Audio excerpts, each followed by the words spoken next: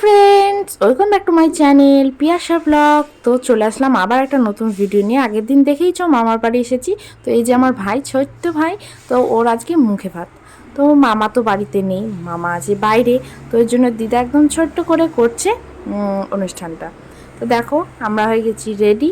আর এই যে আমার ভাইটাকেও সাজিয়ে দিয়েছে, কি সুন্দর লাগছে না একদম। তো ওই যে মাসিমণিরা সাজিয়ে দিয়েছে আর খুবই কান্না করছে। হ্যাঁ, যা করে বাচ্চারা অন্নপ্রাশনের দিন, ও নিয়েও কি কান্না কি কান্না। এদিকে সব ক্যামেরা নিয়ে বসে রয়েছে। চোখে জল কেন? মামা বকেছে নাকি? মামা বকবে না, বকবে না রে। মামা মামা খুব ভালোবাসে।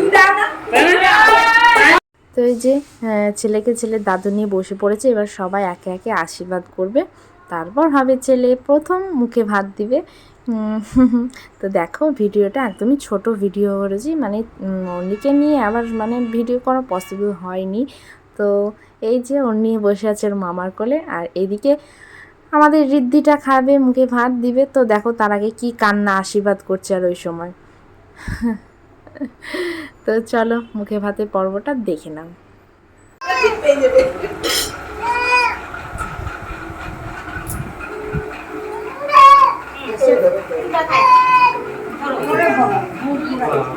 কি হলো?